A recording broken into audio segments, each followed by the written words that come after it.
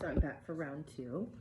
My phone did cut off because of the lack of storage space on my phone before I started recording, but I'm going to pick up where I left off because I was beginning to talk about what sexual education looks like, particularly for young girls. And I guess we can relate this to children, preteens, teenagers, all the way up. But what sexual education looks like as far as preventative measures that are age appropriate. So there is a list of what is being taught in schools right now that's accessible online, and I'll post a few links, probably for different states, maybe, I don't know, different places across the US. I am in the state of Florida, so I'm going to post a lot in regards to that, but there are sexual education curriculums that are tailored to whatever specific age group that would obviously not include information that's not appropriate for that age group. Is it perfect? Probably not. I haven't researched in great detail, but I know that some education is better than no education. And where I'm going to weigh in on this controversially, perhaps there's a way where we can even educate very young children on this, maybe with something as simple as like, this place on your body is only for you. This is a no-no spot. Whatever it is, like give some type of verbiage to children that would be appropriate for their age. It might not necessarily be that might be a bad idea, but something provided so children have a frame of reference of what should and should not be taking place. So a little bit of personal backstory on this, and I think this is actually reported similarly by other people who have family members or who they themselves have gone through this sort of situation. So having had this done to me, I did not have a frame of reference of what was going on. I knew it felt weird. I knew something felt off in my system. Something was very unsettling about it when it was happening to me, and it felt weird. It felt gross. But because of all the types of grooming that happens and all of the associated fear, one, you're less apt to tell anybody anyway, or because you can be gaslit into thinking that even though something feels wrong, that there is nothing wrong going on. I talked to my best friend about this, about how it shuts off your alarm system in the sense where you learn to ignore and disregard your alarm system. Because at least what happened in my case, and I'm sure this has happened in plenty of other cases, given that this is so prevalent, is that I would get all of these feelings and sensations like, this is not supposed to be happening to me. This feels weird. I don't think, in my kid brain, I'm like, what is going on? Like, this doesn't feel right to me, but there's no way for you to think about it or verbalize it or whatever. So even if you were trying to tell somebody, you wouldn't even have the words to explain it, or a lot of the time, because you're convinced that things are okay that are not, you lose the ability to identify, or the ability to identify threat, because of the gaslighting and the grooming and the type of secrecy and the false trust that is instilled. You're brainwashed into thinking that it is normal and that there's something wrong with you for having a problem with it. Like, one prevalent thing that happened to me was that my parent would act offended when I would try to say to them, no, I don't want to do that, or that feels weird, or that's, you know what I'm saying? Like, I would verbalize to the person that was doing it to me, I don't want to do that today, or I would, I'd be visibly disgruntled, and then I would receive like, oh, I'm your parent, you don't trust me, or it's a very gross misuse of trust. So I know this material might be triggering for some people, but I would get the reaction like, I'm your parent, you don't trust me, like, what's wrong with you? This is, this is normal, but you can't tell anybody about it, but this is normal, whatever. So I was getting fed the idea that my alarm system was false, or that the panic and the fear and all those things I was feeling were false feelings, that there was something wrong with me for feeling those feelings. And because as a child, you don't know anything about that, and given you shouldn't know anything about that, but because this problem is so prevalent, if you look at the statistics, you need some sort of age appropriate reference so what is going on. And if not in the school, because I'm not sure if I'm part of the debate of whether or not this should be taught in schools, but at least family to family, if it can be provided in the home in a healthy way that is not detrimental to the child or does not ruin the innocence of a child.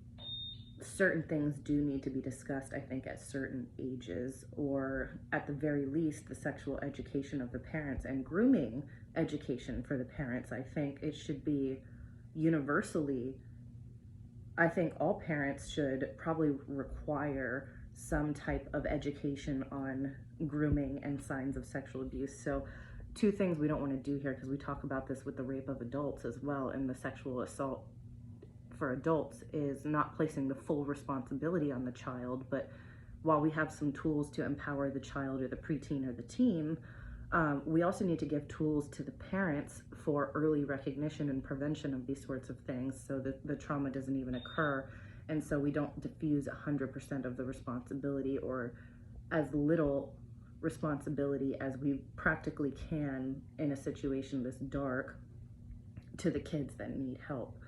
I'm a firm backer that we should preserve the innocence of a child, preteen, and teen for as long as possible, because this type of world is very good at early onset of traumatic experiences or life stressors that are abnormal and not a normal, tolerable level. So I think that we have taken that away the further away that we've gotten from enlightenment. But unfortunately, the reality is, because this is happening to kids, preteens, and teens, they do need some sort of verbiage and some sort of basic awareness, so they have empowered tools to speak up to somebody and to recognize what's going on. And that way, in the face of grooming and false trust and things like that, they can still trust themselves and still know what's going on. And then on the side of the parents, understanding the signs of false trust, I think, as opposed to genuine trust, and then vetting the people that are going to be around your kids, which is very hard, because another harsh reality, again, in my example, it unfortunately was my father, and he was an ex-con, he was drunk, he was home a lot, and my mother was working her behind off all the time. She was never home. She didn't know what was going on. And when she was home, unfortunately, she was on the receiving end of abuse as well.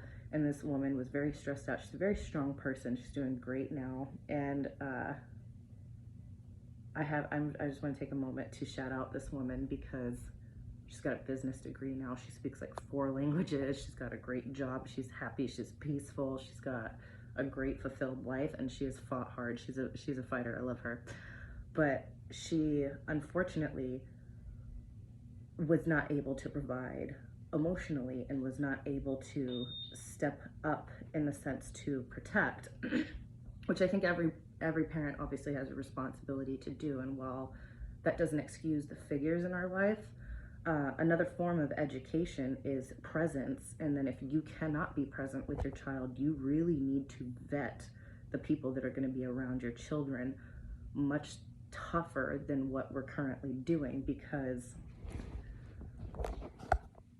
I've seen trust be instilled and then misused, obviously from a first-hand perspective, but many common reports, it's always somebody that you know, not always, but larger statistics indicate that it's somebody that you know, somebody that you do trust. And when you're educated on what the proper vetting techniques and the proper vetting methods are actually like, you can sense a difference between narcissistic manipulation towards fake trust and then real trust. And another form of education for the parents is going to be to heal your trauma, because I talk about paradigm shifts all the time.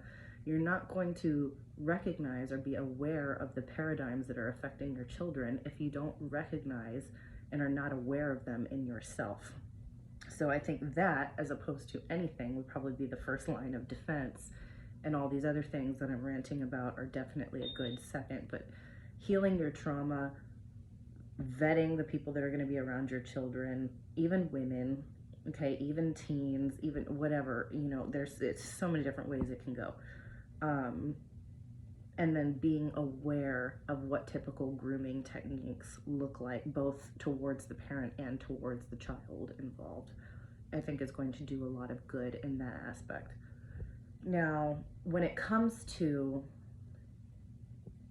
people that are involved in the dating scene, which hopefully is not anybody younger than a teenager, and personally speaking, I'm a little more conservative, so I think that's pushing it, but realistically speaking, that population is going to look like our preteens, our teens, and our adults.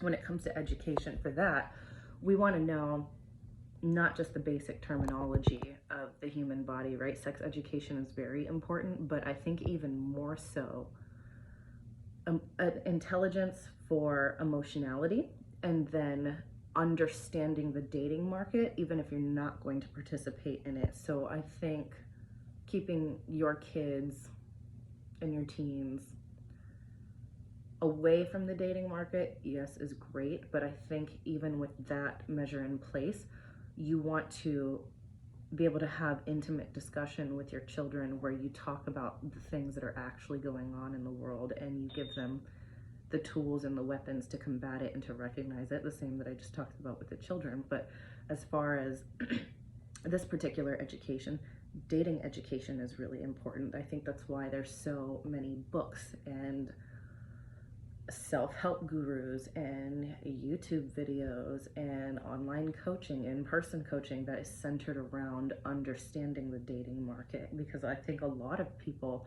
are not just trying to maximize. There's a lot of people that are learning these tactics and learning psychology right now and learning emotional intelligence because they have been legitimately traumatized by the dating market because of these sorts of people, whether in the seed form of, I talked about in a previous video, just being a player in order to manipulate and gain something selfish from somebody, or the full-blown aspects of sexual assault.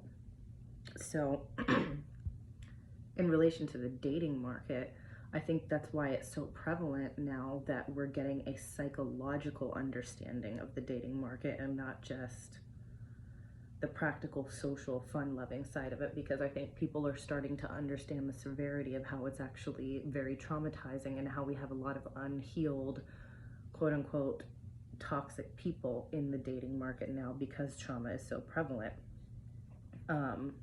So I would say abstinence from dating and the subsequent education of learning how to vet, learning psychology, learning how to treat your own trauma prior to entering the dating market is going to do a lot of good as well. And